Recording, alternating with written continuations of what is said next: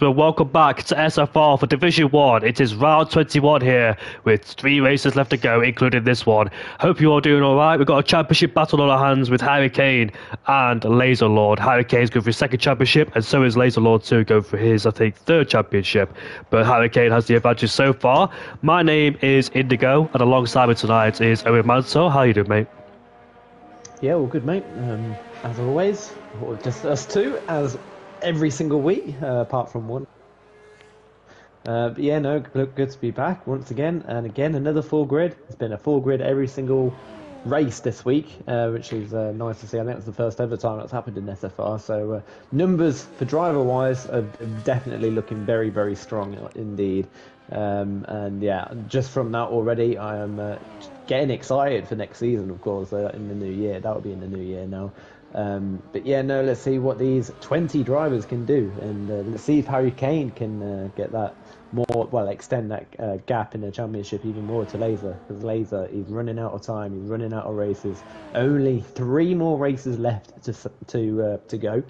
I say 3 because we have now confirmed that the British Grand Prix will be rerun. And that will now be the final round of the season. So it's obviously it'll be Qatar next week, then Abu Dhabi, and then the British Grand Prix. So we have 3 races to go. So yeah, I'm looking forward to these last, 4 races now, because obviously the Las Vegas will be the 4th to last now. So yeah, let's see what happens. MDJ is the first driver I would go on board with. This is the man that won the Las Vegas Grand Prix last season. He beat Harry Kane, he beat Bear Remy, he beat Hazara on the final lap on that long straight. He spun in the sprint race, started last, finished first. But MDJ, this is a different game now. He has struggled recently on this F1 game. But let's see what he can do here in Vegas, heading down towards turn 1. There you can see taking the apex in turn 1, gingerly picking up the throttle, going towards this long loopy right-hander of 3 and 4. Carrying the speed through. DRS wide open then on at the second straight as we go down towards turn 5. A heavy braking zone. Pick your braking point. Slow the car down as we brake just on the 100-meter board there. Down to third using the curb on the entry. Get as close to the wall as you can here on the exit of turn 5 without hitting it. You can scrape it just marginally. Now we're coming towards this slow chicane which can catch a lot of people out. It's very easy to lose the rear of the car because you're essentially braking at the turn at the same time. Be very careful how you approach that corner, especially with speed there. Threading the needle through there as we exit then, going towards this flat tire right-hander and left-hander before we dive down towards turn 12. This can be a very tricky braking zone indeed. It's pivotal to get this important because first it leads onto a straight, and also you can lose a lot of time there easily by hitting the wall as well. So be very careful how you approach that. Lewis Hamilton got caught out by that corner. So did Lando Norris last season too. Hamilton started down in 10th because of it, but still finished second in the sprint race, in the feature race, or the race itself. MDJ coming towards the end of the middle sector. This is going to be, I think we've already passed the middle sector. It was halfway down the straight last season. But anyways, we're coming towards 14 into 16 we go. Just want to thread the needle through here, take as much curb as you can on the exit, get as close to the walls, but obviously don't do a Logan Sargent as he crashed there this season. Here comes MDJ towards the line now. This is going to be the first lap time on the board for him. It's going to be a 30.8, and we'll see if anybody else can beat that. But however, welcome back Hazara. Hazara is finally here after a long spell away. I know he's been busy with ETA. Rising Star goes P1 with a 30.7, and Lagfall goes up as a P3. But Hazara is back after a long spell away. I know he's been competing in ETA so far. He's in the esports team, and that's why he can't really do Wednesday's races, because it interlinks with EML as well. That's why Hazara's not been here. His last appearance was on China, and he was fighting Harry Kane at the final corner, and he actually beat him on track as Bearemy goes first. Hazara beat Harry Kane in China, but he had a post-race penalty which demoted him down the order. That's the last time we saw Hazara race. He won at the Belgian Grand Prix as AMS Bobby now goes into P1. That's the man that was fighting for the win last week, but unfortunately had internet connection issues as Vogel is up into first place now with a 30.5. Welcome to the new driver from Kick Sauber, currently P1 so far. Yeah, good lap so far. And like you said about Hazara, obviously he was in that Aston Martin full time. But like you said, it's nice to see him back again. And yeah, like you said, Vogel, I think is on the debut today, as well as Hasho Manon in the Haas in 12th place at the moment. He just invalidated on his lap time. So again, like we normally see it's a normal thing really in Division 1. We see new drivers competing in Division 1. But yeah, Harry Is Harry Kane on the lap? Yes, the same as Laser as well. Laser's just started the lap. And also Harry Kane is getting that slipstream from Bear Remy. Exactly what he wanted, what he wants down this main strip as well. We saw a couple of guys been doing it this week, of course. So Harry Kane, he'll get that slipstream off his teammate of Bear Remy.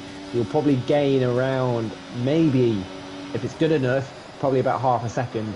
So Harry Kane then into that final chicane. This chicane this year is a lot better than it was last year. Obviously, last year's game on those curbs, he could not take them because the car would just not take them at all. But you can really attack on this year's game.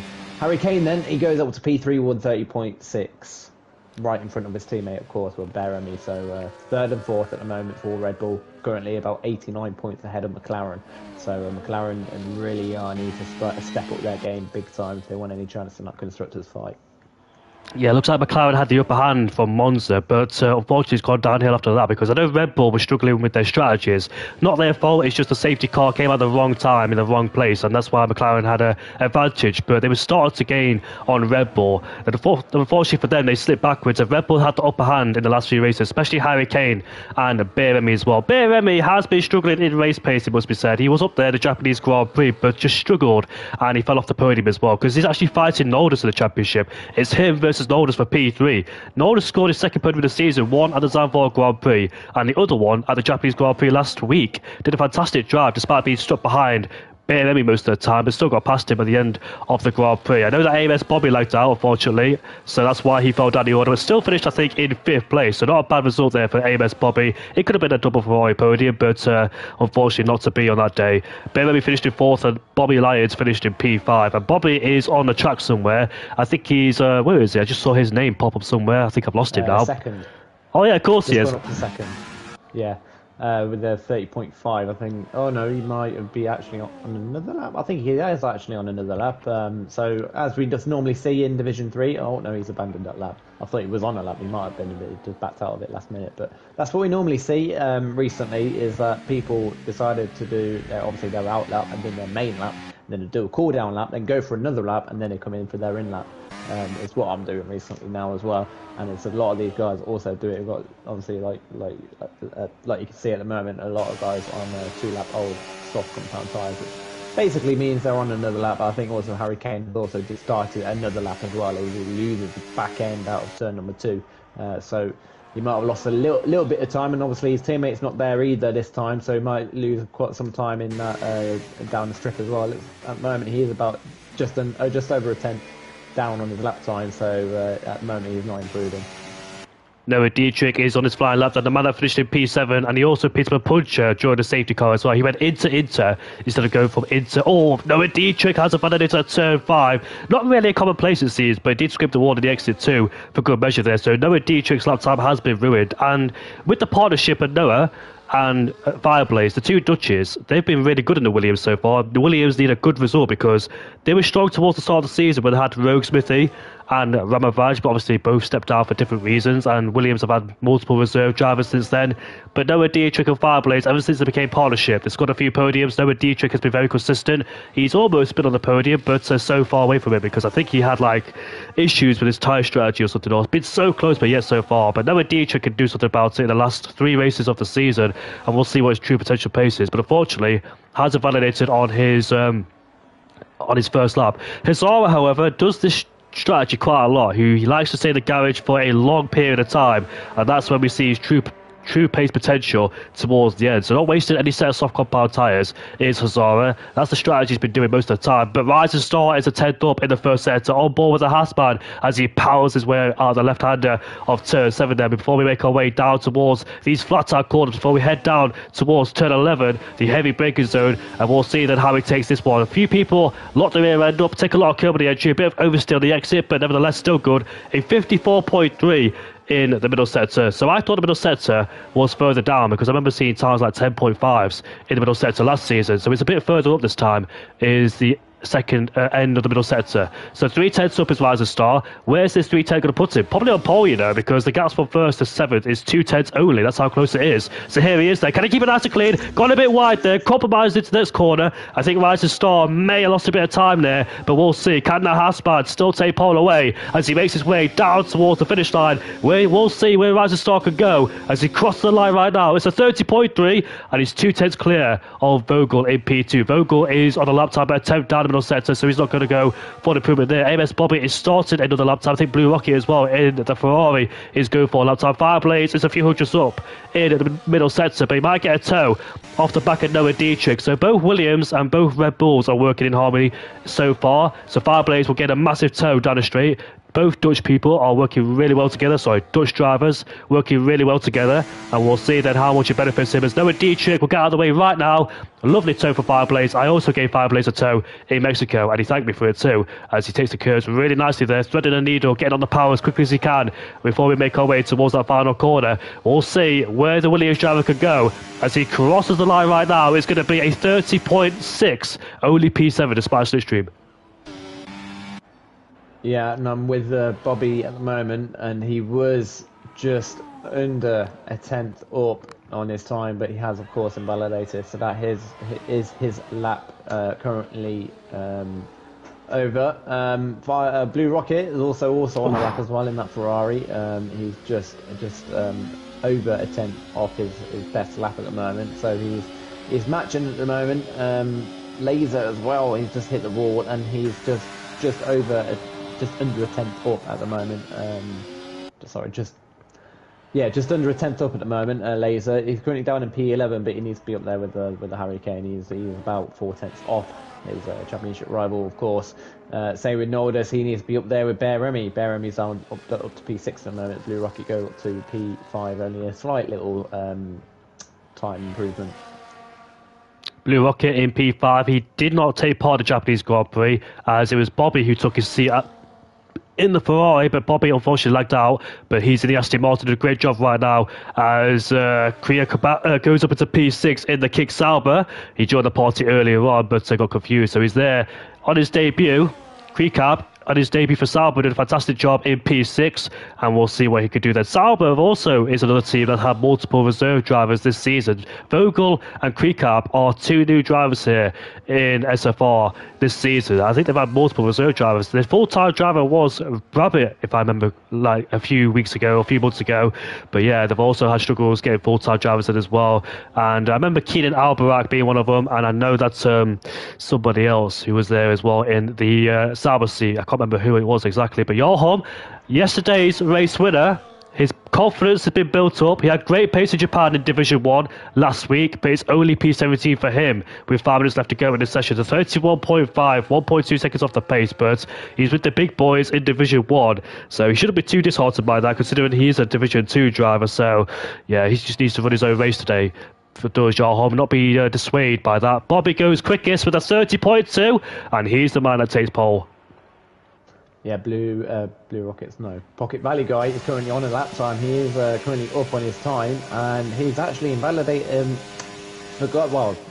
his lap, let's say. I think he's probably going to instead get ready for his final lap. Obviously, he's on fresh soft compound tyres already, so completely abandoned that lap already and going all out for it on that very important final lap of the day, of course. Final lap of the day, of course. I don't think anyone else is really on a lap at the moment.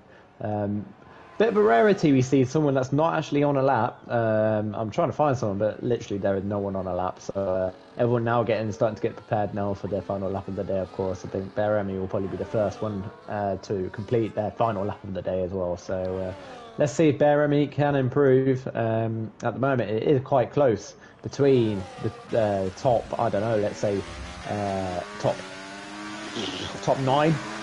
About 4/10 is the difference between first and 9th at the moment, so it's pretty close at the moment. And obviously between first and 15th is basically the difference between the second mark, let's say. But yeah, let's see what Bear Remy can do. Yeah, Bear, I mean, in the first one on the circuit, ready to do a flying lap, of course. We'll see if he's got the pace to match his teammate currently in P4. We know Red Bull don't often have good qualifying sessions. I've spoken to Matthias, and he says as well that he doesn't really focus on qualifying. He focuses on the race pace. He knows he doesn't have good qualifying pace, but as long as he can make it up in the race pace, it's okay for him. I've spoken to him. He's a really nice guy. He's Matthias, very humble indeed. He's learned a lot over the past few seasons. Made his first appearance in season 14, finished third in the championship. Season after, finished first ahead of MDJ, and he's going for his second championship this season. Is Harry Kane. Very quick driver. He's had about 11 wins this season, and he's looking on course to be the world champion, of course, with the way things are going. Bear Remy, though, out of the final corner, not been so lucky has Remy. I know he struggled last race with a 3-second time penalty, and it dropped him down the order because Harry Kane and Bear Remy were together. And I think Kane was pulling away from both of them because I think Harry Kane was giving Bear Remy a tow, a slipstream down the straight to keep Knowles behind.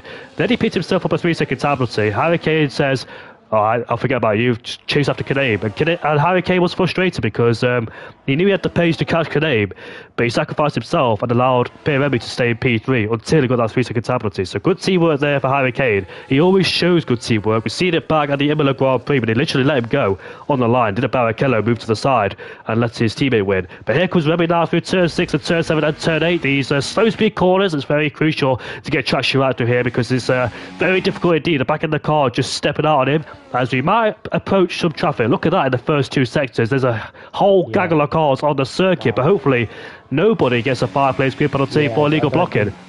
I don't think anyone's on the lap, so they're all okay. And both Red Bulls again slipstreaming. Harry Kane really stepped out very on that corner just to get Bear Remy to get to him, of course. So again, these guys slipstreaming each other. Harry Kane. Bear Remy did it to Harry Kane at the start of the session, and now Harry Kane is doing it to Bear Remy right now, as we just saw there. So let's see if Bear Remy is improving. I haven't actually looked if he is improving or not, but going out pretty much the final corner now and see what this lap time will be.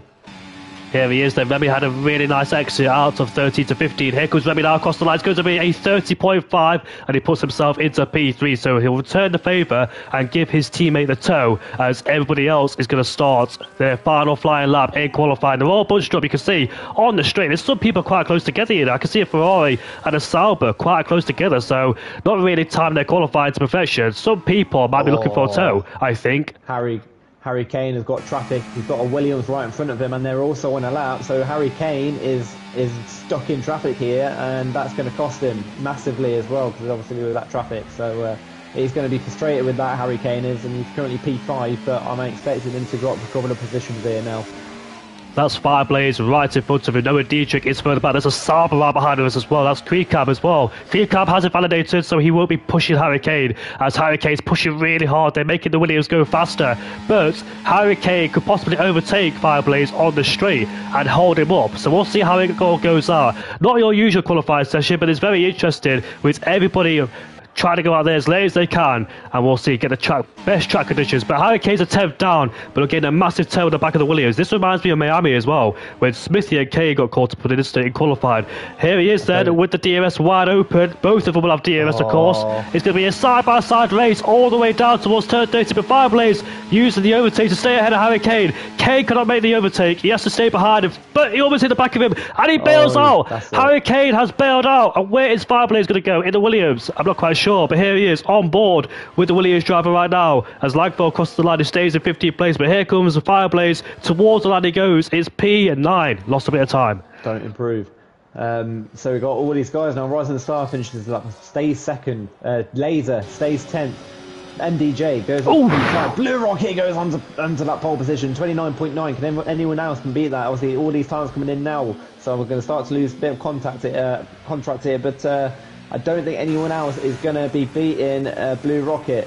Who is else on the lap? Bear Remy, of course, not on the lap. Harry Kane is obviously messed up in that final chicane. Maybe Freecab is on the lap. No, he's 2 minutes down, so I think that's qualifying over. So Blue Rocket is on pole, 29.9. The actual only person to be in the 29s as well. So amazing lap there from Blue Rocket. About 3/10 quicker as well than to Bobby, of course. Blue Rocket, Pocket Valley guy. has somehow, I don't know how, has got to P3. So that's a good qualifying session there from that McLaren there, old Pocket Valley guy. But Laser all the way down in P14. But then saying that Harry Kane is all the way down in 10th position as well. So Laser and Harry Kane are both close to each other. But again, like I said, Laser needs to really pull that points gap down if he wants to get that championship fight. But mathematically, he is still in it, but he needs a miracle to get this fight back on track.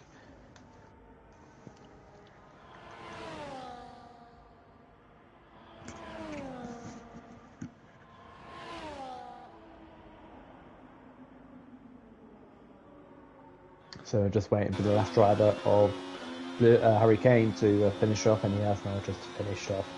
So Blue Rocket then on pole, his obviously on pole position everyone wants to be on. I don't know if Jamie is there. No, he's not. So we're going to go through the race results now. So Blue Rocket is on first with Bobby in second, Pocket Valley Guy third, Rising Star fourth, Hasherman in fifth, Baremy sixth, Vogel seventh, MDJ eighth, Noah ninth, Harry Kane 10th, Cricabo in 11th, Canane 12th, Fireblade 13th, Laser 14th, Nolder 15th, Draugen 16th, Langfell 17th, Lord Danny Boy in 18th, Johan 19th, and 20th place is Hazara, who hasn't actually completed a lap. So I don't know if he had a quali ban from the last race he competed in. I'm not 100% sure with that.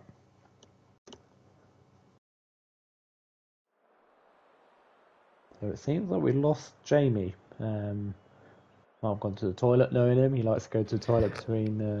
yeah, I do. and race. There he is. I knew he was at the toilet. He was in the toilet. Welcome back. Thank you very much, mate. Pleasure to be back. And I want to mention as well that keep an eye on Hazara. We know he's got some formidable pace. He's in ETA for a reason. Pad driver and also no assists. So let's keep an eye on him during the Grand Prix. Made his last appearance here at the Chinese Grand Prix where he was fighting Harry Kane all the way down to the last corner when it started raining. They wanted the intermediate tyres. I don't know they would actually. They stayed on dry tyres but being hunted towards the end. And Hazara made that move into turn 14. But he got a post-race penalty for... I'm not quite sure what the reason was. Actually, I do know what it was. It was Noldus. He got a post-race penalty for collision with Noldus at turn 6. I don't know why I remember that, but yeah, I remember it. And he won the Belgian Grand Prix after Harry Kane got a 10-second time penalty in that race as well. Harry Kane's his only mistakes this season really has been that 10-second time penalty in Belgium and in Brazil. But he made it up for Brazil because he went on to win the Grand Prix after spending 34 laps on a set of hard compound tyres and took them towards the end. No penalties, whereas Blue Rocket picked up penalties, and that's why Harry Kane won. Harry Kane's been so good this season. His 11 wins this season for Mr. Matthias. And Laser, you would have thought on paper, looking at it if you were neutral and not seen this race before, you would have thought Harry Kane's been dominant throughout the whole season, but he's not. That's not been the case. He's always been in a fight for first place, and he's very patient in terms of attacking. He's very methodical with his overtaking and planning and thinking ahead. He told me that as well, because Harry Kane knew how to beat me in those 5-lappers. He's just playing the patient game, and that's what he does the whole time. Harry Kane's very precise, very methodical, and knows when to attack at the right time in the right places, and good with strategies as well, it must be said. Very bold strategy in Brazil. Yeah, leading on from that, obviously consistency's been amazing. He on his moves wise, when it's like, I don't know, a late safety car and he's further down than he wants to be. He seems aggressive enough, not too aggressive of course, to make those overtakes done and get those positions that he needs ahead of Laser. Laser on the other hand, he doesn't seem as aggressive. He seems to be a bit scared of getting some overtakes done when he really needs to get the overtakes done. But yeah, no. Harry Kane and Proberli of Division 3, of course, they seem very similar with their mindset, let's say, because they think ahead and they know when to make the right moves and all that. Obviously, Proberli is now the Division 3 championship, the Division 3 champion. So obviously, congratulations to Proberli on that. Obviously, the first champion of the season. But yeah, them two are very, very similar, as I say, on their mindset of how they're going to take the race and all that. So Yeah, let's see what obviously what Harry Kane can do today. And obviously we've got to keep on that battle between that P3 with Noldus and Beremi. Only 4 points is the gap between them two as well. So we've got a couple of battles to look forward to, Jamie. Yeah, we do indeed. I can't wait to see what Hazara does from last place on the grid. Remember, MDJ started last season in Vegas. Then he went on to win the Grand Prix. He took on both Red Bulls. I'm surprised both Red Bulls, neither driver didn't win. Harry Kane or Beremy, despite having their cars in the right place and attacking MDJ as he was the lone Williams, as Smithy retired at the Grand Prix last season. Unsurprisingly, I'm only joking, Smithy. But Hazara was there as well. He benefited from that safety car. There was 3 safety cars in the Las Vegas Grand Prix last season. I'm not seeing any in Division 2. I'm not quite sure about Division 3, but we'll see then what will happen here in Vegas tonight. Is anybody going to hit the jackpot? Is Harry Kane going to extend his championship lead ahead of Laser, started at a 10th place? His bad qualifying recently has been the Mexican Grand Prix, but he did pick up a qualifying ban on that day. He got caught up in a few midfield melees and wasn't able to go anywhere from there. Blue Rocket, though, is still searching for his first race win of the season. Blue Rocket, he's had many chances, but unfortunately, near towards the end, has picked up those penalties. He's had rapid pace, has Blue Rocket. Just can't seem to be consistent with the penalties. So that's the main thing for Blue Rocket. He was hunted down Harry Kane in the Brazilian Grand Prix. He was hunted down the win off Jensen and Rising Star as well, his teammate and Fireblaze at the Austrian Grand Prix, but also the Mexican Grand Prix where he dropped backwards because him and his teammate were fighting too hard, and we got caught up in that mess, unfortunately, because they broke the DRS between Crossfire Strikes, Jensen and Fireblaze. Fireblaze's last win was at the Mexican Grand Prix down in P13. He also crashed out under the safety car in last week's Japanese Grand Prix as well. By the way, Hasherman in P5, the German, nice to see him on his debut. I have seen him before. I think he might be returnee. And qualifying P5 did a fantastic job as well. So both Hassers are P4 and P5. Vogel did a great job as well. We've got some outliers there in the midfield, I dare say, especially Nordus, Laser, Harry Kane, Fireblaze, potentially Kaname. Last week's race winner, Kaname in P12, not a usual place for him, and Hazara down in P20. So a lot of people in different places. And to reiterate the championship, if you haven't done so already, the championship is, when I get my things loaded, Harry Kane leads Laserlord by 43 points. Harry Kane is on 390, Laser is on 347. Further back is Nordus with 224, Beremy on 220. So 4 points separated Remy and Nordus. Langfell is P5 with 200 points, and despite no podiums or wins this season, 200 points and 24 points behind Nordus and Remy is incredible indeed. So Langfell could still get third here, but unfortunately he's down to P17. Lord Danny Boy being very consistent too, almost had a podium in the Imola Grand Prix until he spun. Jargon, who made his debut back at the Dutch GP, almost scored a podium in 7th in the championship. Pocket Valley guy, who's had an up and down season so far. He's been there, then he's dropped backwards, been there, dropped backwards. And MDJP9 ahead of Fireblaze. Jensen outside the top 10, so is Blue Rocket and Rising Star as well. AMS Nico, who won the Spanish Grand Prix. He took part in a few races as well, but shame not to see him here. All 20 drivers line up on the grid. We get some racing. We get some ready to get some racing action going on. Will Blue Rocket take the lead of the Grand Prix like I think it was Yahoo did? It's turn 1. Here are the 3, 4, 5 lights then. We are underway for the Vegas Grand Prix, and it looks like Blue Rocket's got a mega start, maintains P1. Here comes Pocket Valley guy around the outside into turn 1, but Bobby defends that really well. Pocket Valley guy trying to hold on there with the Haas of Rising Star trying to get through. Around the outside goes the Aston Martin and also the Haas of Rising Star as Pocket Valley guy was pitched on the inside line there and got put into a cute angle. Couldn't carry the speed through, but he's defending now from Rising Star as we go down towards turn 5. Pocket Valley guy maintains P5. Vogel is ahead of Bear Remy. The 2 on the hard compound tires is super close, almost at the wall. Hasherman has overtaken his teammate. He's up into P4 with down the inside, but still they continue their squabble going down towards 6 and 7. That's Vogel just ahead of Bear Remy and also MDJ trying to get involved as well. Hazara has only been at 1 place so far in P19. Harry Kane's been at 1 place too. He's up into P9 ahead of Kaname, who's had a lightning start. Creecap has fallen down the order. He's lost 4 places at the start of the Grand Prix. He's down to 16th now because Drago's just overtaken him. So what a horrendous start there for the Sauber driver. Yeah, I'm on board with Lord Danny Boy at the moment, and at the moment it's all very clean at the moment. No really any front wings flying. There's obviously people that have just been obviously hitting the wall very slightly, but nothing that's going to cost them big time. So at the moment, all nice and clean.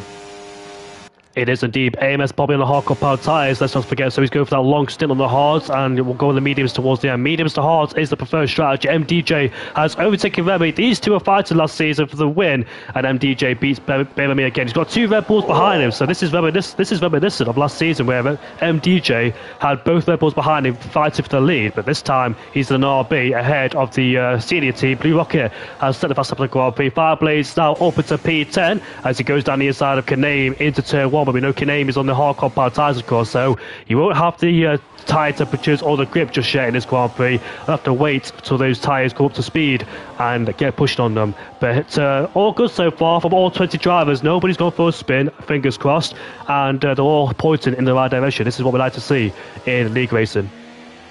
Yeah, so everyone now should be starting to get into their little rhythm, let's say.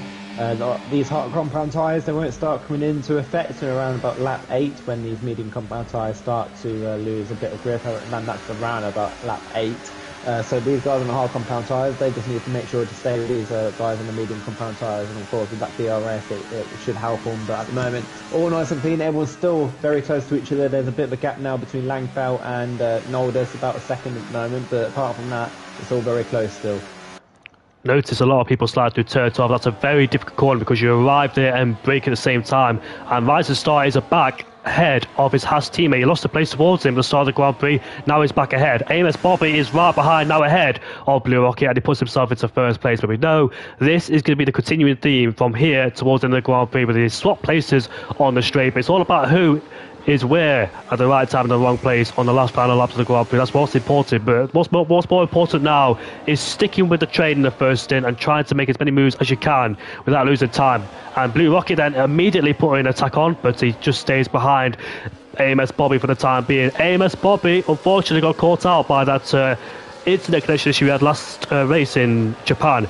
He raced for Ferrari, replacing Blue Rocket, and they finished in P5 still, despite losing internet. Now he's up into P1. AMS Bobby has shown some great pace so far this season, and doing so once again, followed by Pocket Valley Guy and Rising Star. And Rising Star has had a few podiums this season as well. He picked up that 3-second penalty back at the Austrian Grand Prix, but still finished in third place, I believe it was, and doing a really good job once again is Rising Star. Almost took pole 2 at the Austrian Grand Prix, but it was so close between all these drivers here. Rising Star has also been one of those drivers to look out for as well. Scored 1 podium this season, that was back at the Austrian Grand Prix, like I said, but he's doing a really good job so far, is Rising Star. I know he had internet connection issues in the Japanese Grand Prix, so we couldn't really tell what his pace was like, but he's up there again. He's fighting for P4 on the podium, and we'll see what happens with him. Yeah, of course. I think Blue Rocket is going to go for maybe another move to Bobby. I don't think really he has an option but to overtake, because he's going to lose time if he doesn't overtake, and then you go back into the lead. And like you said, we are going to probably see that every single lap where these guys are just going to keep swapping out from the lead. Fireblaze, he was getting pretty close to Harry Kane, but there's no overtake there at the moment. Surprisingly, that Harry Kane and Bear Remy are very close to each other, but thinking about it, Harry Kane is quite far ahead in that championship, so maybe Harry Kane is starting to cover off Bear Remy to obviously cover off P3 in that championship fight. Obviously Noldus down in P14 at the moment, and just right at the back of this leading pack at the moment. So the top 14 are all covered in by, obviously into the second by each other, so still close. But Pocket Valley Guy's getting a little bit close, looking like he was using a bit of ERS as well to maybe defend of Rising Star. So your ERS management as well, especially when you're in this DRS train, you need to be careful. You've got to make sure that you don't drain that battery, because if you do, you are going to lose a lot of time down that straight. So you're going to be probably losing quite a lot of positions if you drain that battery straight away. So these guys need to also manage their battery as well. So there's some things in effect that you actually need to manage for once. We haven't had that for a while, but yeah, you really do need to manage all of Bobby and Blue Rocket. Blue Rocket went over that curve massively. That gives Bobby the opportunity to get that move done. Now Pocket Valley Guy's also got that chance to get up to that P2 position of Blue Rocket, maybe getting that overtake there. Ferrari's red light is obviously flashing, so that means he's not really using ERS, but Blue Rocket is now using that ERS to defend off of that McLaren. Rising Star is having a little look down at that turn 14 as well, but nothing doing there. Yeah, Fireblaze had a look at Harry Kane. Oh, Kane lost at the final corner. Will that give Fireblaze the chance to get past him? Noah Dietrich is the second Williams, overtaking the Ferrari. They're going side by side on the straight we go. Noah Dietrich has got past his teammate, and Vogel is up into P5. That's we've got a few people changing positions here as well. Riser Star and Vogel, and they're going side by side into 3 and 4 now. Hasherman is going to has the inside line, but will he have it covered? Because Vogel is still on the outside line. He is on the hardcore power tires, of course, and we'll see what happens going down into turn 5. Hasherman should have the... Oh, they're in contact in the wall together! They're in the wall together. Further in the background, that's Fireblaze overtaking. Where's Harry Kane? Harry Kane's up into P7 now, and Vogel's rejoined in P8, right in front of Fireblaze and Noah Dietrich. Noah Dietrich was trying to fight with Harry Kane, but sees a Sauber in his way as they all ride the curb through turn 8 there. But that's just unlucky between Hasherman and Vogel there. They just both connected in the wall together. Exactly what happened between me and Adams yesterday. Obviously, that was near the end of that lap, but exactly what happened. It does happen, and it's very unfortunate when it does happen. I'm not blaming Adams for what happened yesterday. Obviously, I'm taking more my spin as how my race got affected, really. But yeah, anyway, I think Blue Rocket again is also going to go for another move on Bobby. So every single lap so far, these guys have been changing position for the lead. But this time they're very close this time to that chicane. But Bobby, the Blue Rocket, sorry, does get that move done. And Bobby maybe just getting that move down at turn number 1, because he's very close at the moment. He might actually look for that move down to turn 1. He can get very close to that Ferrari at the moment. Where is he going to go? Inside, outside? He's going to have a look at the inside, but he does back out of it. So he's comfortable in that P2 position at the moment. And the Pocket Valley guys are still right behind him as well. So like I said, they've got to be careful to not lose any positions if they are going for an attack. MDJ side by side with Riser Star. Riser Star went very deep into turn 1, and here comes the Red Bull of Remy now going side by side with him as we head down towards turn 5. Remy backs out of it, but MDJ again is flying around here in Vegas like he was last season. Started in last place with his teammates and went on to finish in first. We'll see that can happen again if MDJ has the pace to do so. Hazara has been rather quiet in his Grand Prix. He's up to P14, so I thought he'd make up more places than that. But he's right behind his teammate now of Nordus, who's fighting with Laser and Kaname, all in that big DRS train right there. But MDJ looking good so far is the RB driver. Has had a up and down season so far. He's not really had the pace in the last few races. He showed some really good pace at the Hungarian Grand Prix when he finished second on his return to Div 1, because he won the race in Division 2 of the Belgian Grand Prix, taking it away from Casti, who picked himself up by 3-second time penalty. AMS Bobby is right at the back of Blue Rocket then. Will he make the overtake? He's harvesting energy. Both of them harvest energy. They know they don't want to use too much early in the race. Riser Star is ahead of MDJ as we head down towards 5. Look at that Red Bull. Oh, Harry Kane almost lost it. What happened there? Remy, I'm not sure. I think Bear Remy nearly loses it again. Gives Noah the opportunity to get that move done on Bear Remy. So I think both Red Bulls were swapping positions, and basically now because of that, Bear Remy has lost 2 positions, and Vogel is all on the back of Harry Kane. He goes to that inside line, hits to Harry Kane. Harry Kane goes wide. So Noah and Bear Remy pretty much goes through. Bear Remy still stays behind of his teammates, but that gave Noah the opportunity to get through there of Harry Kane. Harry Kane obviously bumped tyres with Vogel, made Harry Kane go wide. Noah gets that position up to P7. So both Red Bulls 8th and 9th now. They've actually lost positions from obviously changing positions earlier on down that strip. So yeah, that's not great for the Red Bull team.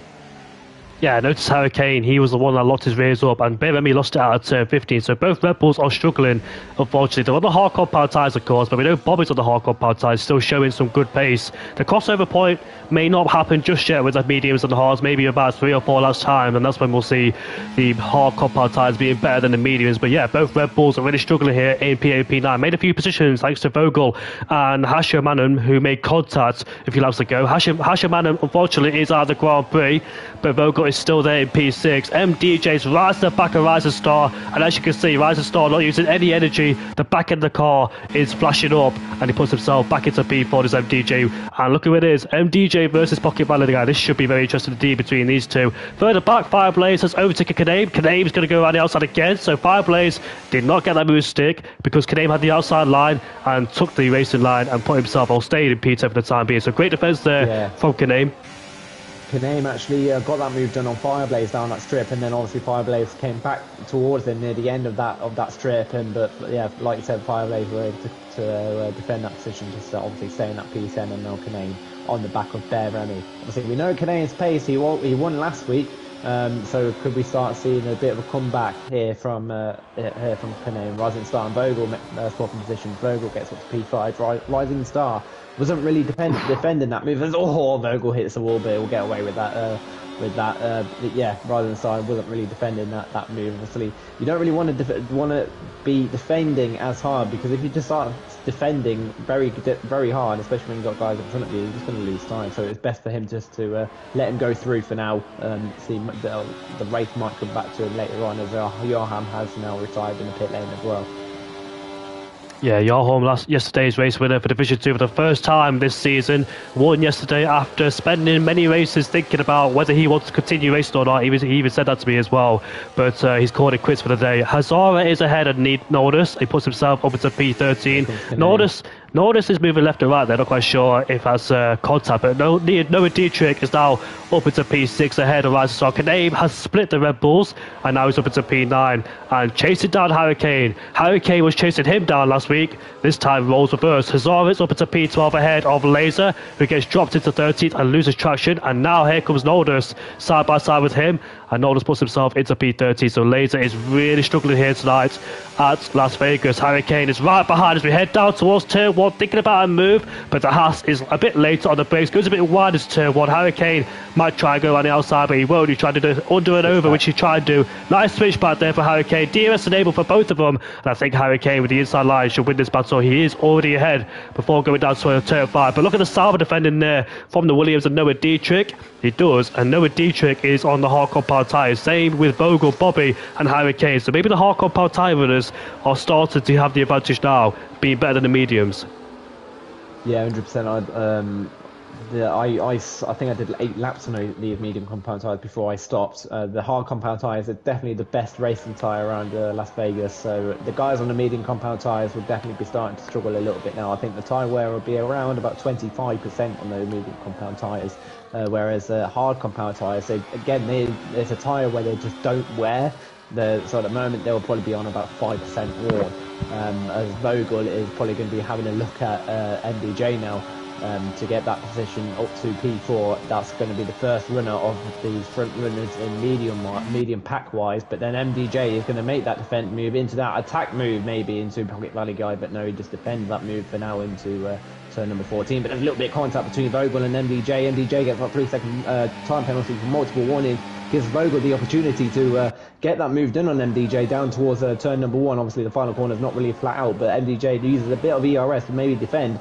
Vogel has that inside line. Harry Kane is also right there as well. Vogel gets that move, goes a little bit right, gives Harry Kane the opportunity maybe to get that move done on Vogel, but he only gets that move done on the MDJ. Will he do the exact same thing what he did to Rising Star the previous lap? Who will have the DRS down towards turn number 3.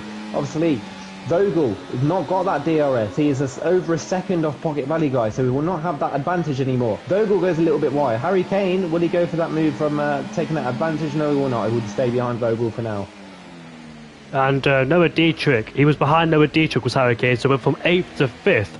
But Noah Dietrich went wide at turn 1, and so did MDJ. So Harry Kane went through on both of them, heads wise up to P5 now, putting pressure on Vogel. The top 3 have pulled away. That could be very interesting. Will Vogel get back in DRS, because they had to defend for quite a long time against MDJ, attacking MDJ, but at the same time defending from Harry Kane. And Noah Dietrich, Pocket Valley guy, up into P2. Blue Rocket again has made the same mistake as he's done before. The gap between Bobby and Pocket Valley guy is 1.4 seconds, so another big mistake there from Blue Rocket, but we'll get him back on the DRS, of course. So back up into P2. Will that DRS be powerful enough to get him under a second? Harry Kane is ahead of Vogel. Noah Dietrich, that's a very late defence there, but here comes Mercedes now on the inside. That is Hazara, who's up into P9 now. Side by side, oh, it's contact! Oh my goodness me, Noah Dietrich has lost his own plate, and Harry Kane, has he survived? I think he has, but major contact in turn 14. There is cars absolutely everywhere. There's an RB up into P4. There's loads of cars in the pit lane. That's a bit crazy going down into turn 1. Look at this, side by side with the Mercedes RB. Red Bull, that's the Red Bull at Bear arriving out of control. Harry Kane again has made contact. He's been in the walls left, right and centre. Canadian Kane this time is going to go around the outside of turn 3 and turn 4. There is so much happening, it's unbelievable. But Harry Kane's been pushed down into P7 there. All happened at turn 14. And Vogel's retired in the pit lane. That's quite interesting. So he's out of the Grand Prix. And Kanane trying to go around the outside of MDJ, but he has the grip and he has the inside line for the next corner. And he puts himself back into P5. Look who's there. Hazara, who's sat there waiting, who is sat there patiently waiting for his opportunity to come. And it has came. He's up into P4 now. Yeah, that was a brilliant opportunity there for Hazara. He took that full advantage there. Obviously, that all started off because Harry Kane went a little bit wide at that chicane. So then Vogel was looking at the opportunity to get that overtake done on Harry Kane. They both made contact. Vogel got that wing damage, and then obviously Harry Kane just lost that momentum, and then that's where it all kicked off from there. And then obviously you had a Williams that dived last minute into the pit lane, cutting that white line as well, not to go into that pit lane as well. So it's a little bit naughty from the Williams. I think it was Noah Dietrich, as Blue Rocket and Pocket Valley guys battling out again, but they've lost about 3 seconds here to the top 3 runners. But then for the top 3, full advantage there as well, because obviously these guys behind were battling it out really and lost a lot of time. But Blue Rocket is now into the pit lane as well. So is DJ. I feel sorry for Noah Dietrich because he got caught up in that incident and he lost his wing. Not his fault, it's just the car's the wrong place, wrong timing. He's got wing damage. Good spot there. Yeah, he's had to change that front wing. So I don't know where he got that damage from, but he's had to change that front wing. So he's obviously would have had lost about 4 seconds in the pit lane from changing that wing. So because of that, it will be losing out on this on the front 2, of course, from Pocket Valley guy and Bobby. Bobby's on a hard compound tyre, so he'll be going a little bit further than normal. Then obviously these medium compound tyres, Pocket Valley guys should be in the slack as well. It goes bad to worse for both Williams, Fireblades and Noah Dietrich. Both Dutches are in the pit lane. The Sauber is going slowly out there. That's Creek Cab, unfortunately, but yeah, that's a very long pit stop indeed. A double foot wheel change for both Williamses, and that's a massive shame there. The Aston Martin going quite slowly at the corner as well, but that's the McLaren who's going slow. There's a yellow flags in that section. I'm not quite sure who is it for, but it looks like the Sauber's going very slowly for some reason. Where is the Sauber? Yeah, it's a Sauber or Vogel. For some reason, that Sauber is still out there. He would have pulled, that AI would have pulled to one side and completely just disappeared, but that Sauber or Vogel is still going around the track for some reason. Very odd. Yeah, very odd indeed. Nordis is now ahead of Harry Kane, puts himself into P5. Remember, Nordis and Harry Kane were fighting for a podium last week for the Japanese Grand Prix, and Nordis just gets ahead of Harry Kane. Great drive from Nordis as well. He started outside the top 10, up into P5. But Hazara, out of all this, up into P3. I told you he was in P14 for quite a long while. All of a sudden, it opened up for him like Noah's Ark, and he took advantage, went through, and now he's up into P2. So great drive again from Hazara, picking his moments at the right time, being very quiet. If only Hazara was here for the whole season, it could have been a fantastic battle between him, Laser, and Harry Kane. And Hazara, I know he's got the commitments, I know he's got more important things to do in terms of league racing, that's why he's never here. He's committed to ETA, which is fair enough, because ETA are a high sports team, and they're fighting against my team as well. In fact, I don't have a team anymore because I'm too inactive these days. I'm more of a commentator than a racer nowadays, but yeah, I know that Hazara got a very important schedule with ETA, always being in high sports teams, having league races most of the time, taking part in esports events, and he's definitely proven why he's an esports driver is Hazara. It's a shame that I couldn't really match him when I had the chance, but yeah, Hazara's had made amazing progress throughout the years. I've known him since 2019, and he has become really quick in F1 nowadays. It's nice to see his performance go through. Yeah, 100%. Obviously, 5 seconds currently off Bobby. So it's gonna, if he wants that win, he's got to obviously change that gap down. But with Kaname also there, it's going to be difficult for him. But Hazara definitely looks quick around here at the moment. He's now 4.7. Obviously, he's been using some ERS down that straight to maybe defend off Kaname. But he's also going to try and take that. Oh! Does this hit the wall? He's in the wall. I don't know. He's got damage. Yes, he has. He's got a red wing as well. That would be. So he's coming straight into the pits, and that's his strategy pretty much ruined, because those medium compound tyres, if he is going to go onto them, they will last, but he's going to struggle with tyre wear at the end of the race. Into the pit lane comes a Red Bull. That's Harry Kane. No, it's a Beremy. Beremy's changed his wing, so he's got full mid damage as the Red Bull driver. Hence why he's dropped so far back. So those two pitted early than they would have liked to go on the medium compound tyres. We know the mediums don't really last long in any sort of race, and when they get old, they just get worse. Unlike the hard compound tyres, where they're so durable, they barely wear.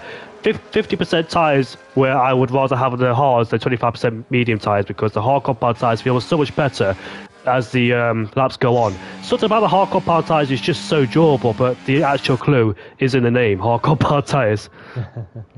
Yeah, those hard compound tyres. I actually love these hard compound tyres. I normally, every single game so far, I just hate the hard compound tyres, but for some reason this year they feel really, really nice.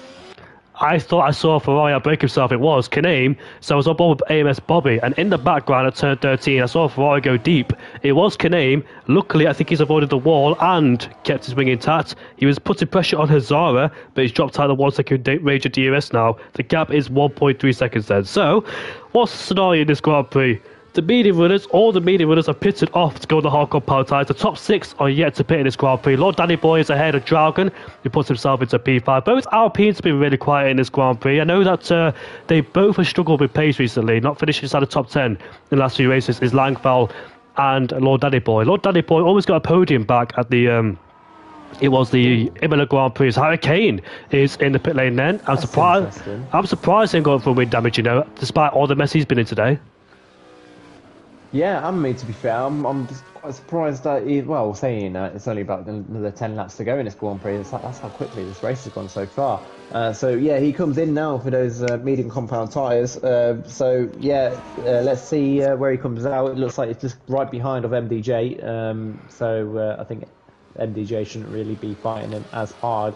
So MDJ does actually go kind of defensive, but obviously Harry Kane not really taking his chance to go down the inside, like you said on that earlier on, that he really does think about his moves and when he's going to do those moves, and he knows when to overtake basically. So Harry Kane is waiting for that main strip, down the strip, obviously, to get that overtake done. Is probably the best opportunity for that overtake to be done as well.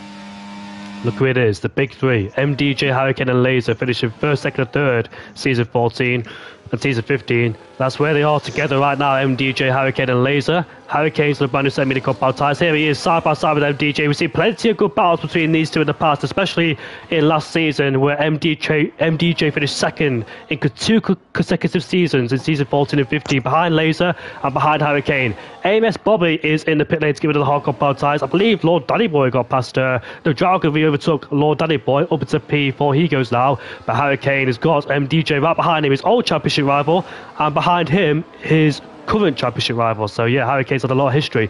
Lord Danny Boy has picked himself up a 10-second time penalty in this race. I'm not surprised either, because the pit lane comes at you thick and fast, and unfortunately it's more brutal these days when you get a penalty, because instead of a 5-second time penalty, it's a 10-second time penalty. So let's see then, where has Rise of Star rejoined? AMS Bobby's rejoined in P3, so well ahead of these guys. He's had a massive gap. Seconds. Big advantage. On the medium compound tyres too, he will not be threatened in this race.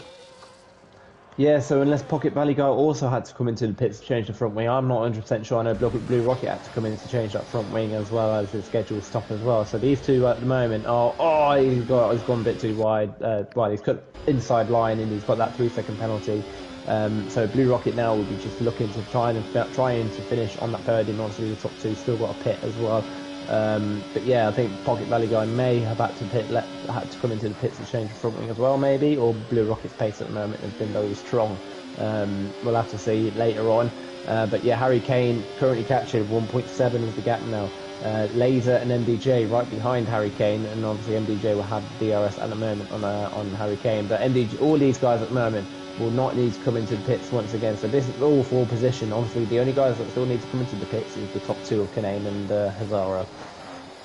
We had 3 safety cars last season as Hazara in the pit lane, so is Kaname. 3 safety cars last season, not one virtual or not one safety car has appeared in this Grand Prix. Pocket Valley Guy, Blue Rocket Guy, Blue Rocket is right behind Pocket Valley Guy as we head on the main straight then with the slipstream. No DRS of course on the straight as we head down towards Tier 1. Blue Rocket Guy stays behind Pocket Valley Guy, and Oh, look at that side by side with Hazara out the pit lane. I thought I heard another car. It was a Mercedes, and now he's in between them both with the DRS. He hasn't got DRS on this occasion. Pocket Valley guy just has the DRS on Hazara as we head down towards turn 5. But Hazara slotted in into P3. It's a big chance for him to go to the podium today for Hazara from starting in last place. Yeah, that was incredible there from Hazara. He's come out literally where he wants to be. I think his main battle at the moment is probably with Bobby, but he's obviously lost more time. It was about 4.7 before Bobby and Hazara pitted, but now it's gone up to probably just under 6 seconds now. So Bobby made a good call, and now Hazara is now stuck behind Pocket Valley guy, so he needs to clear Pocket Valley guy literally down this straight now. Make sure Pocket Valley guy doesn't really challenge him and go after for Bobby, because at the moment Hazara and Bobby definitely two of the strongest so far in this race. Blue Rocket may even go for 3 wide, maybe even try and get that advantage on Pocket Valley guy. Goes to that inside line, gets Pocket Valley guy, but I'm not expecting him to go down the inside of Hazara, because he should know Hazara's on that better tyre, compound tyre for now. So Blue Rocket just goes into that P3 position for now, and obviously you've got a 3-second penalty, so he needs to try and pull that advantage now, and maybe just try and follow Hazara, see if Hazara has got the pace to obviously open that 3-second gap for Blue Rocket. Has Harry Kane goes in, he gets that fastest lap as well. Harry Kane is also there as well, of course. But these guys at the moment, between second and all the way down to the Ferrari of Canane, is very close at the moment. So 2nd to 8th, we have a battle on our hands.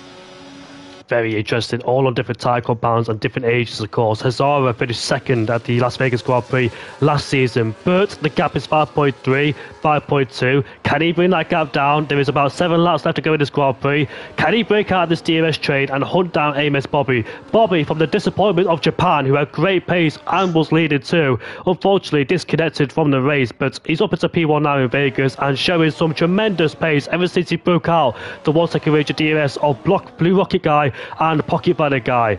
Blue Rocket guy, my bad, I'm not quite sure why I say that, but anyway, Blue Rocket again. That's the 3rd time I've seen him make a mistake in that exact same corner, and it looks like Hazara might be able to pull away, and I think he will do, but I think Blue Rocket guy will have the DRS on the back of Hazara. Kaname is ahead of MDJ further down the road, but the DRS is wide open now. Blue Rocket does have a 3-second penalty, so Pocket Valley guy or Hurricane will be in the podium, but this is something I want to mention now between Hurricane and Pocket Valley guy when I get a chance. Kaname's ahead of Laser, so that's a double overtake there from Kaname up into P6. Great drive so far from the Ferrari driver, but you know, in the recent times we've seen Pocket Valley guy and Hurricane together. They have made contacts to the track. Baku, Monaco was one as well, and another race I can't remember, but every time they come close, it doesn't always end well. And I know Hurricane spoke to me about Pocket Valley guy with his past history with him. They've known each other for a very long time.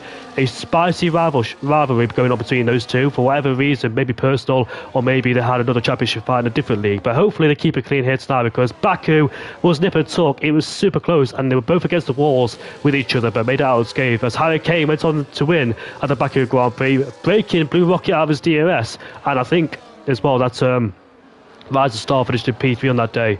But yeah, here we are then. Harry Kane is right behind Pocket Valley guy. We'll see how this battle goes between these two. I know Pocket Valley guy will be helping his teammate, of course, but realistically, this is Harry Kane's championship to win, really, unless he has a DNF in all 3 races. But here he is, right behind. And Hazara's brought that gap to 4.8. It was 5.3, but still needs to find a bit more time if he wants to catch AMS Bobby. Bobby, who thought he had his own way when he broke Pocket Valley guy and Blue Rocket out of the DRS, but not to be, because there's an ETA driver right behind you. AMS versus ETA, and here comes Harry Kane on Pocket Valley guy, and he puts himself into P4. So that's a nice easy overtake there, and plus he's got the DRS to stay ahead of him before the corner. And Bear Remy has lost it. He's got a wing damage as well. So that battle for P3 at the moment is definitely going Noldus's way. He's just got that overtake done on Rising Star as well. So at the moment, Noldus will take that P3 will snatch that P3 off of Bear Remy. Bear Remy not having a brilliant race, of course. Obviously, he's been with his teammate at the start of the race and then got involved with with a couple of accidents, had that front wing damage, and now he's got more front wing damage, and it looks like a red front wing as well. So he's going to have to come into the pits to change that front wing. But down in P16, it's a kind of rare thing we've seen from Bear Remy recently, where he's made mistakes like this. But yeah, definitely a race to forget for Bear Remy. Yeah, poor. Oh, yeah, it's going bad to worse for Bear Remy now towards the end of the season, a bit like Sergio Perez. But yeah, I'm joking, Bear Remy, he knows that. But of course, he wouldn't want to hear that either as a driver. In the heat of the moment, it's very frustrating. And look and reflect in the last 3 races. What can he do to try and find some consistency and form? He won at the Canadian Grand Prix. He's won and only win this season, surprisingly. He won there after picking up no penalties, but here today in Vegas, it just goes bad to worse. He picked up a penalty back in Japan, which lost him a podium. But the gap between Hazara and Bobby in one lap went from 5.2 to 4.1. Hazara is catching Bobby. Could this be a last lap battle towards the end? If we had the AMS, what's it called? The striking battle distance forecast in about 3 or 4 laps, we'll see that on the screen. But yeah, Hazara is definitely catching Bobby. But the problem is too, he's bringing Blue Rocket along with him. Blue Rocket does have a 3-second time penalty.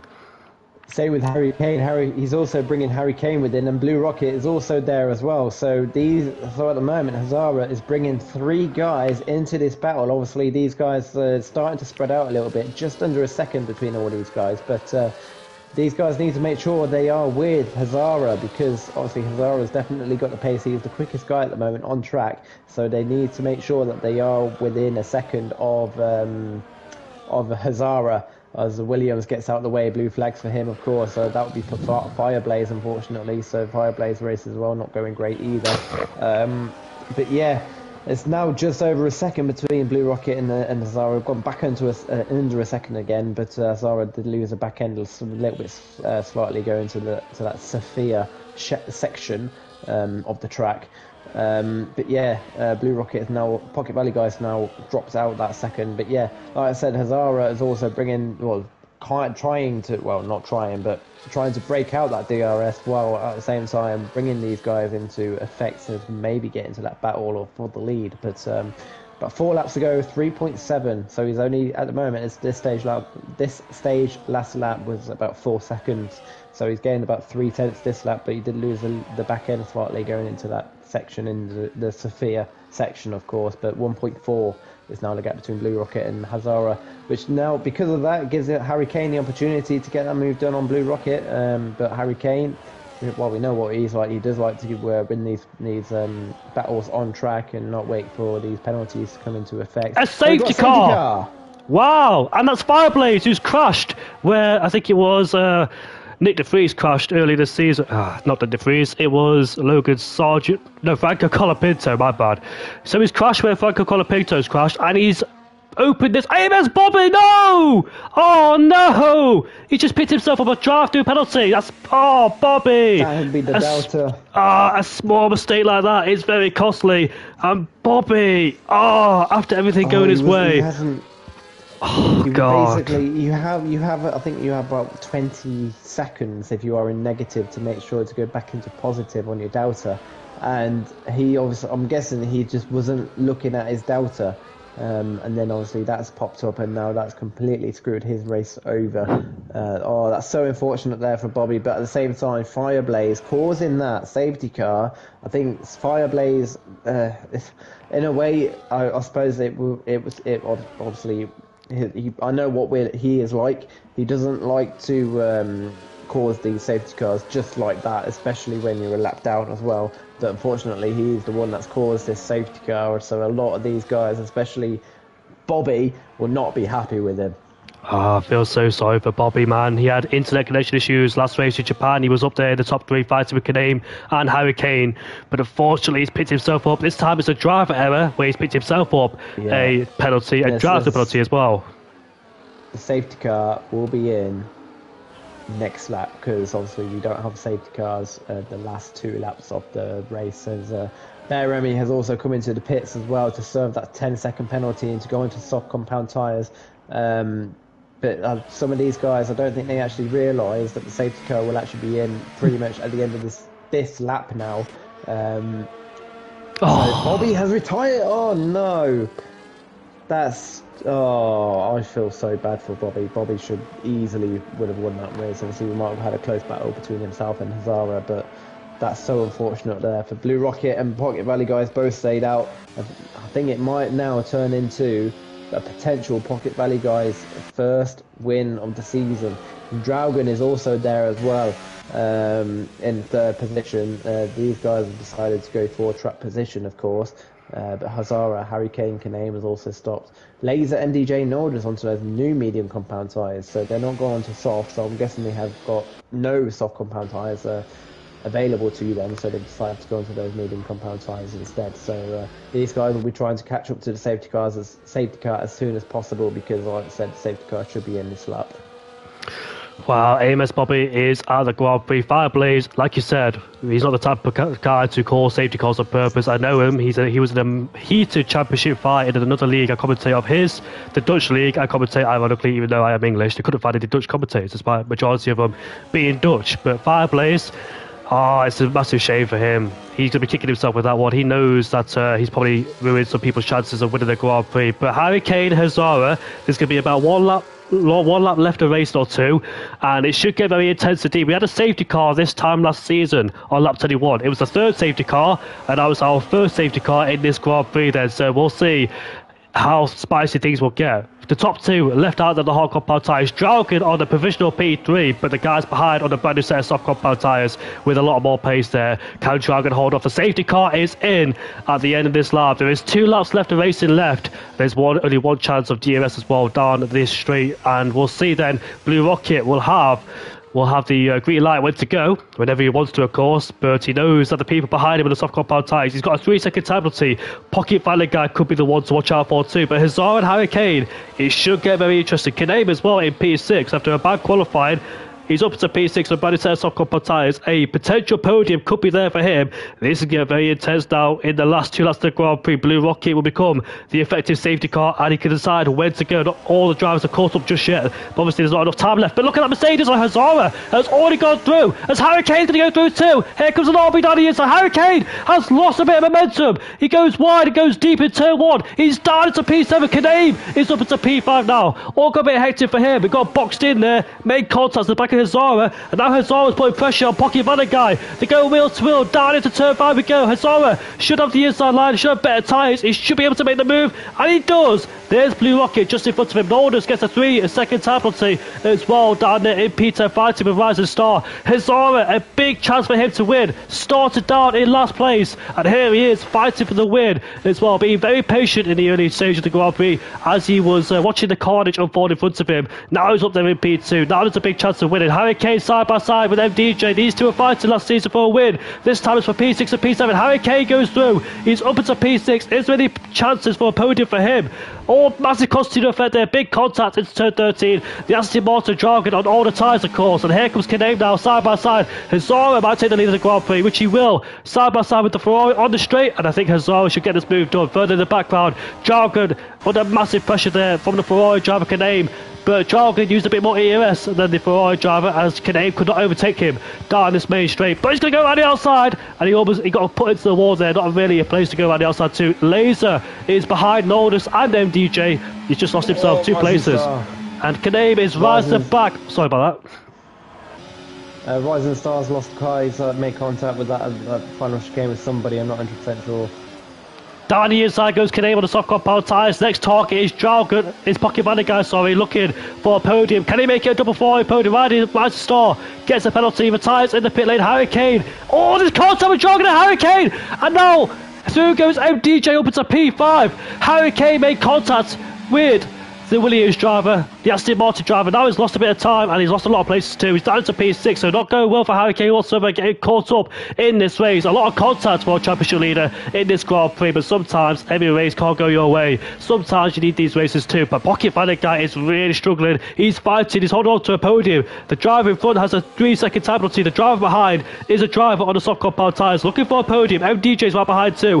How hard will these guys fight? There's a ghosted car of Fireblaze there in the background too, but here we are. Then down in towards 30. Kaname has gone through, but here comes Fireblaze up into P3. He goes now. There's contact with Mercedes and Nordus, and Hurricane in the wall. That's McLaren driver Nordus in the wall, and the Ferrari too. MDJ's ahead of Pocket Valley guy, and now he's got the DRS at the back of the Ferrari too. They're going 3 abreast on this straight, side by side, all 3 of them. All 3 have DRS because of Fireblaze as well. as he gave the Ferrari the DRS, and now MDJ up into P3, but it won't be. And he's, oh, there's contact between Pocky Van and Guy Caname in the wall. He goes. Langfeld up into P6. Side-by-side, there's more contact. Harry Kane's falling down the order. Hazara comes across the line to win the Las Vegas Grand Prix. What a dramatic race. Laser is ahead of Harry Kane, who's up into P8, and on the podium goes Caname Blue Rocket. Unbelievable. There is a lot to look out for. Noah Dietrich after full wind damage in P5. Laser P6.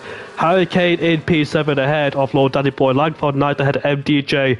Wow, what a crazy race that was, especially in the last few laps. There was contact everywhere. Everybody being feisty under a safety car. And Harry Kane finishes the 7th at the end of the day. Driver of the day is definitely Hazara. No question about it. Last the first challenge. Last the first challenge. Completed it, mate. Of course. Yeah, great race from Hazara. Kept it clean. He's kept it out of trouble. Took the advantage that he needs to do. It's just been an incredible day for Hazara. So top 3, of course, should be in very soon. Of course, totally optional for them to join, but obviously we like all 3 of them to join if possible. But like I said, totally up to them.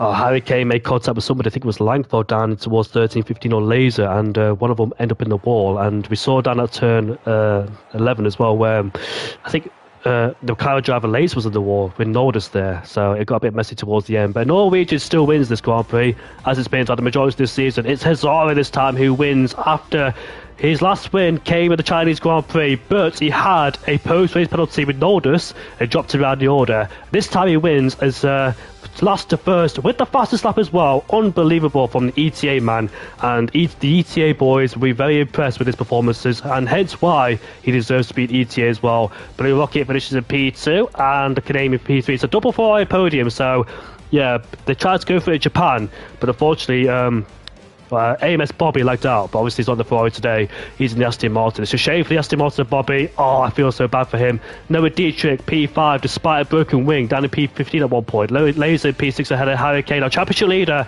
having a miserable race for the first time this season, ahead of Lord Danny Boy and Langfeld. 2 Alpines gets out of the top 10. MDJ finishes a disappointed 10th place as he was up there early in the Grand Prix. But Bear Remy, 30th place, considering all what happened in front of him, but not able to capitalise on those moves either. As Hazara has joined the podium interviews. No stranger to the podium interviews as Hazara. He's had done plenty of them before. I've spoken to him majority of last season, and we'll just wait for second and third to join if they want to. New Blue Rocket does join occasionally. Yeah, so I did put a message in the group to obviously ask them politely to join. So yeah, like you said, it's totally up to them to join.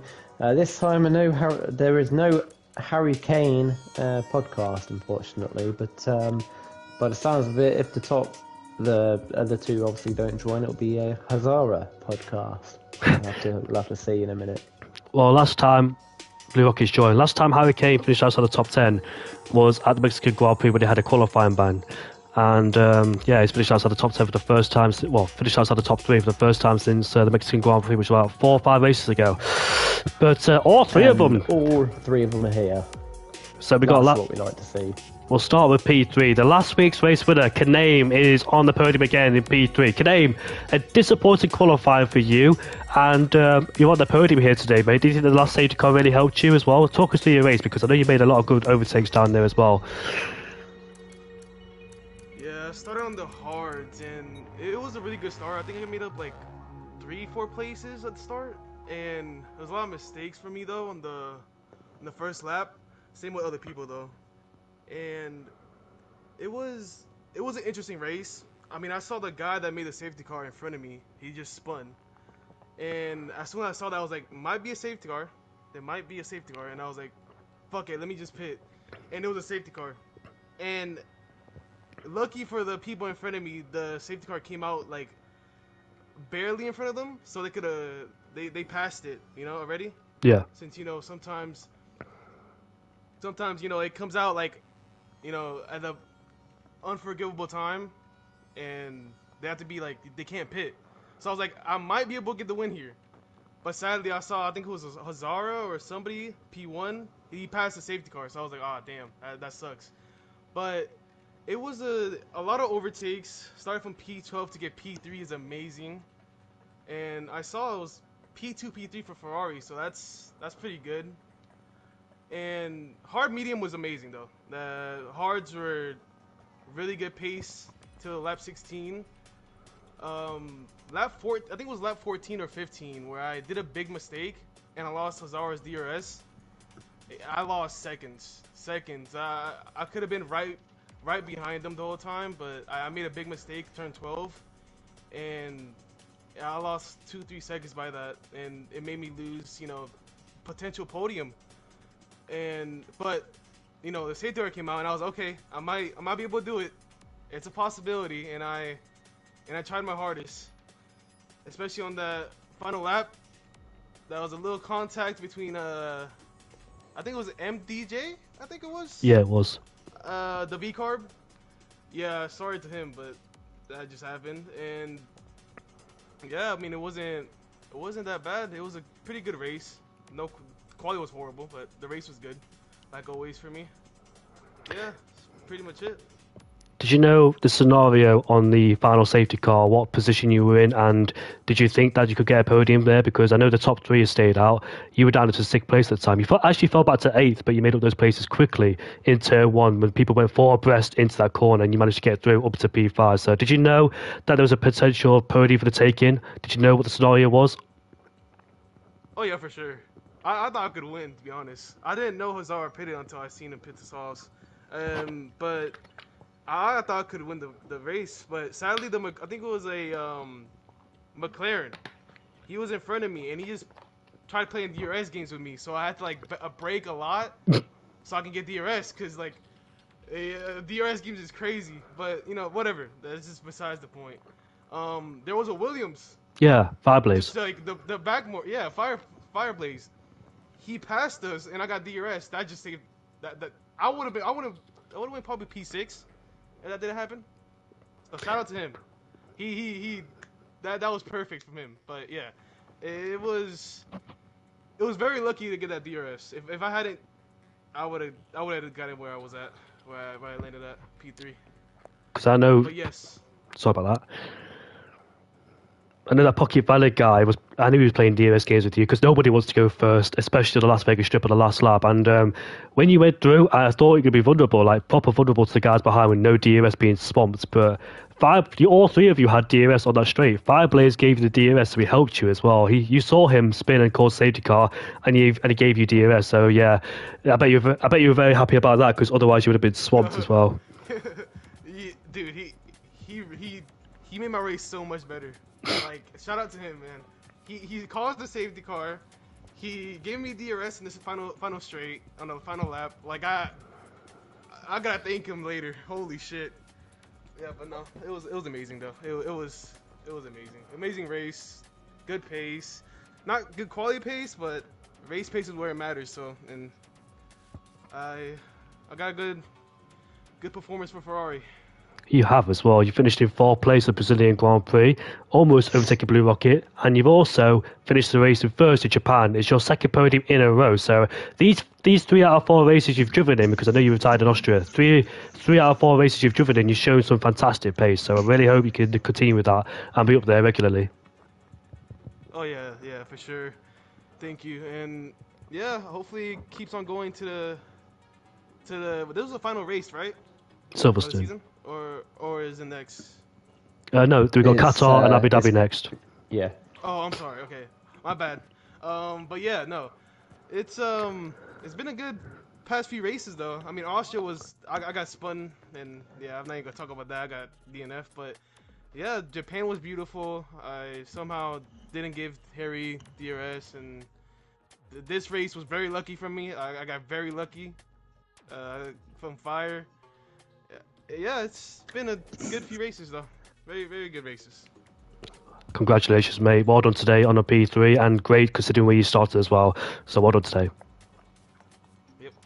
We're moving on to the second Ferrari driver of Blue Rocket. Blue Rocket, mate, I thought when that last safety car came out, you're going to get swallowed down the order with that 3-second penalty. But you watched all that chaos unfolded behind you, and Blue Rocket, I know, like I've said it in the last few races, but you picking up penalties has been like the bane of you so far this season because Yeah, you've always been up there to try and win the Grand Prix. But this time you made a few mistakes down into the turn yeah, 12 corner. yeah. Like before the big Yeah, straight, and that cost me big time. But I felt that like I had good pace, but I just kept making those mistakes and kept losing the DRS. And then, well, in one of those mistakes, I clipped the front wing and had to repair it, so I lost 7 seconds, well, 5 seconds, and the undercut just didn't work because of it. But yeah, I felt yeah, it was such a shame because I had good pace, but this wasn't my best race. But still happy to make it P2 because when I had the penalty and then the safety car comes up, I thought I was gonna finish like P8 at best. But then I managed to keep the Mercedes a bit behind me.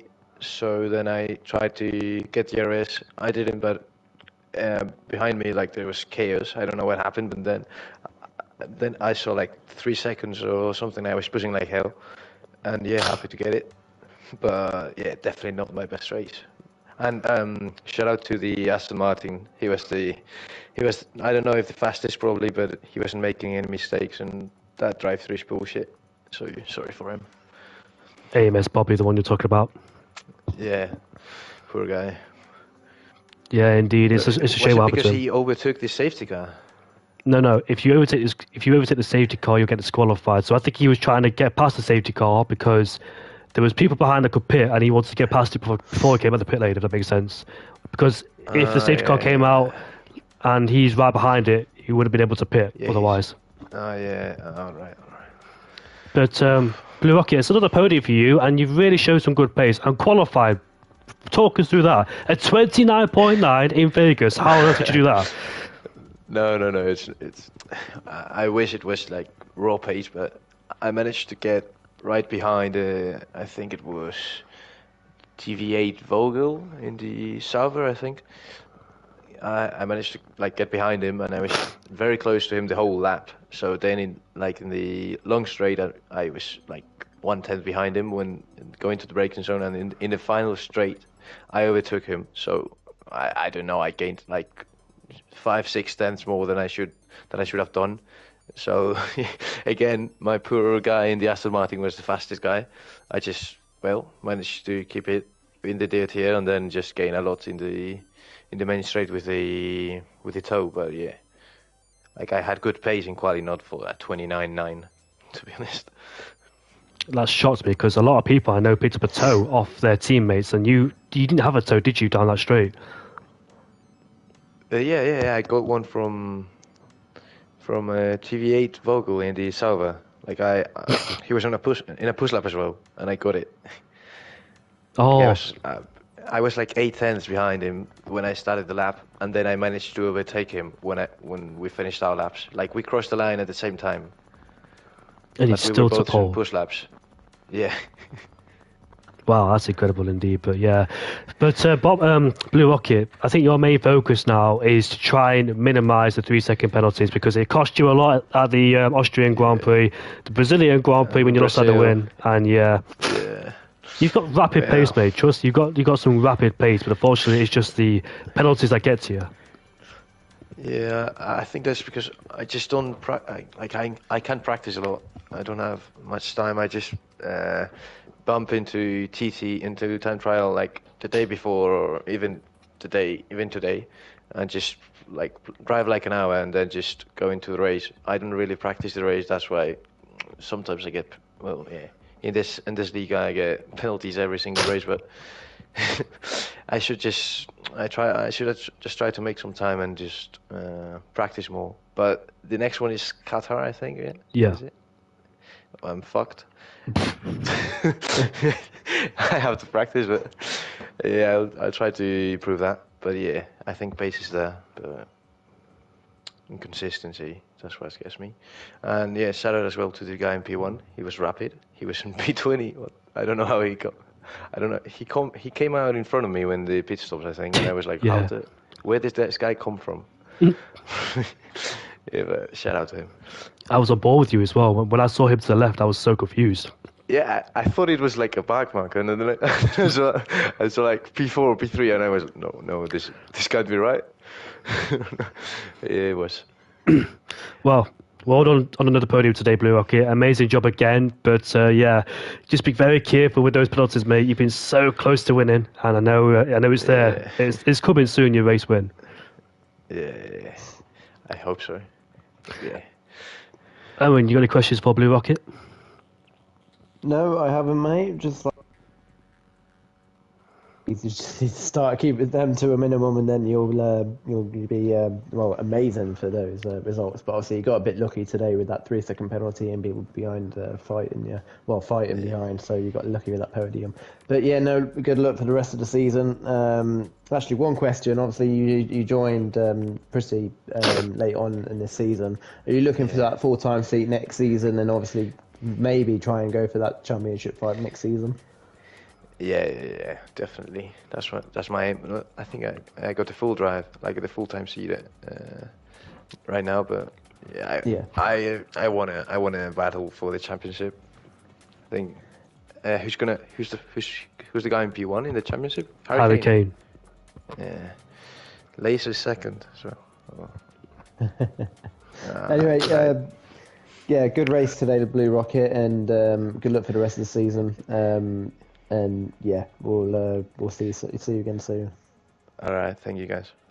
You're welcome, mate. Moving on to the man in first place. His last appearance was at the Chinese Grand Prix when he overtook Harry Kane at turn 14 in the hairpin, but he lost it due to post-race penalties. It could have been his second win of the season, but now he's got a second win here in Las Vegas. His first win came with the Belgian Grand Prix where he dominated as Harry Kane picked himself up a 10-second time. So he is back. The man that started down in last place in ETA or in EML for a long, long time, but I presume they've taken a break or finished the season, and that's why he's back here today. Started 20th, finished in first. That's what we're going to say, Hazara. Well done, mate. Fantastic drive today.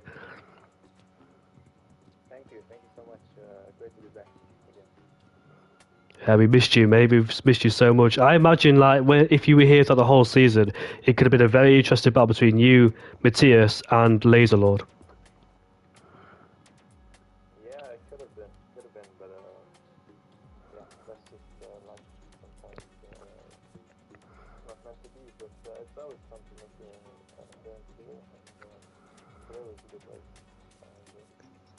Yeah, it was a very good race from you. I'm surprised you're not more excited about it either, because in the first few laps, you're down in P13 and P14. But tell us what happened during the race, because a lot of people in front of you just seem to make a lot of mistakes, and you pick up the pieces at the right time in the right place, and they put you in P3 at one point too.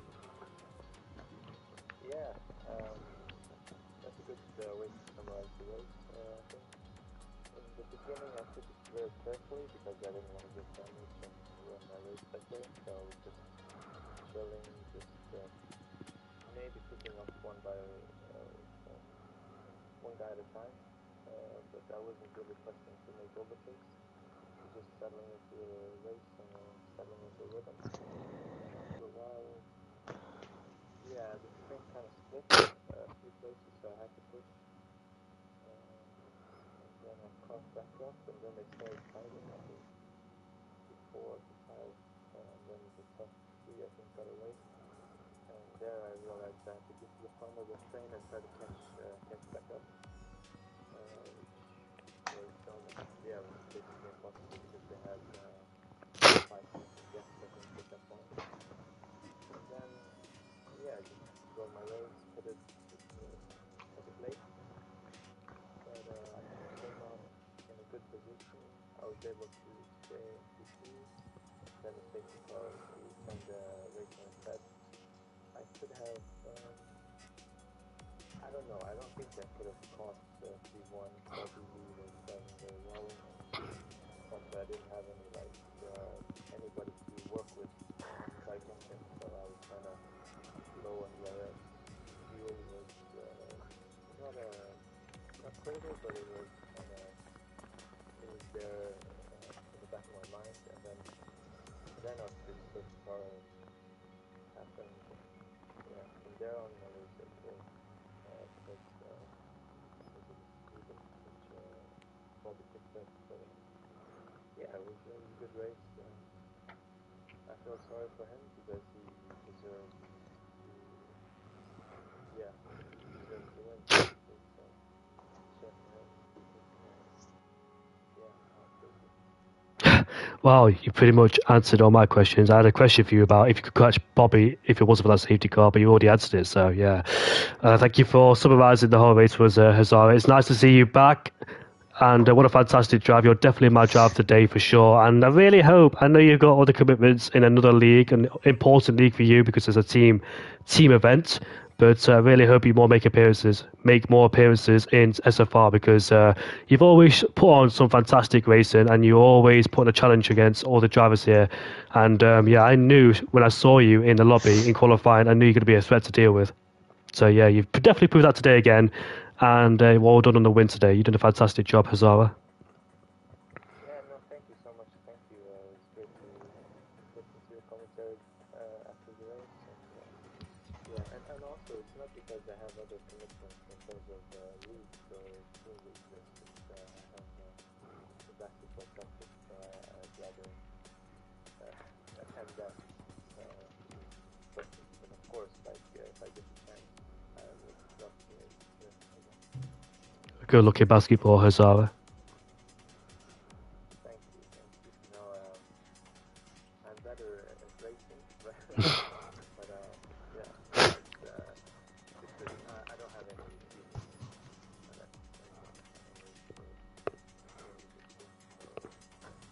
I just did a victory. Good. So you're no longer an ETA. I am in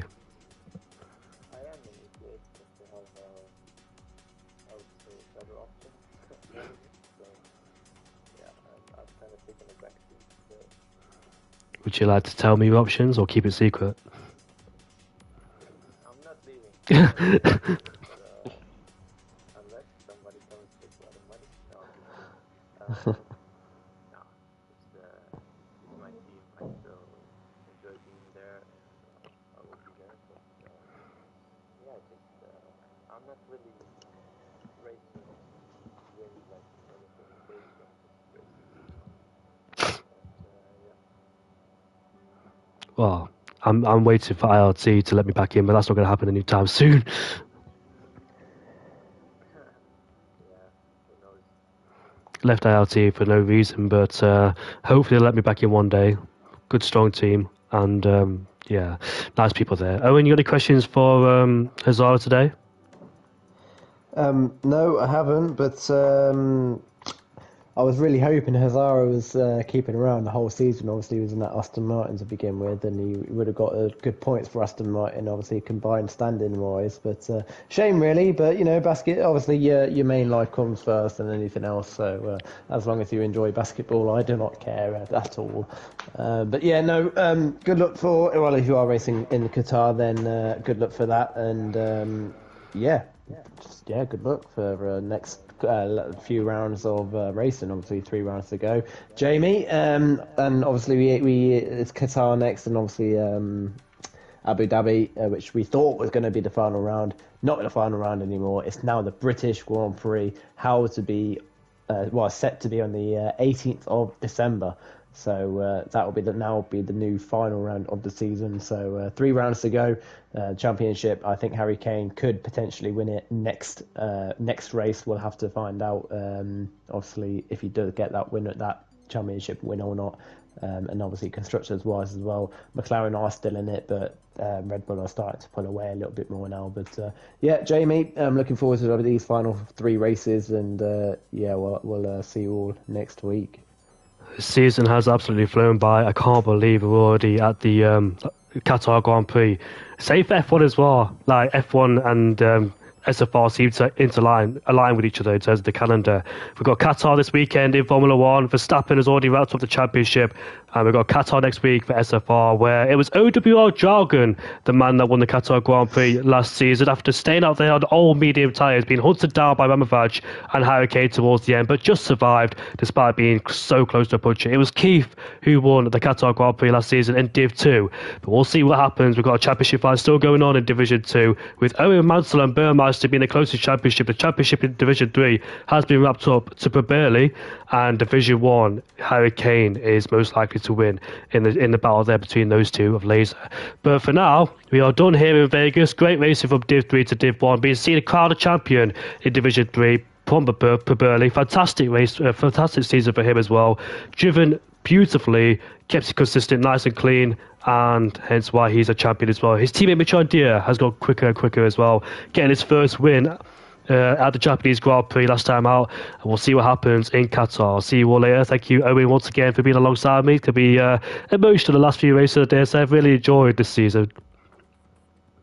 Well, yeah, hopefully it will continue, hopefully. It just all depends where I am next season. I'm kind of hoping I'm still in Division 2 next season, especially the pace of Division 1 at the moment. But if I'm in Division 2, I'll be obviously commentating on Division 1. If I'm in Division 1, then I'll be potentially commentating on Division 2. We'll have to see when obviously the new season begins. But obviously we've still got a season to finish. But yeah, no, Jamie, it's been a pleasure as always commentating with you. And once again, like I said, I will see you all next week.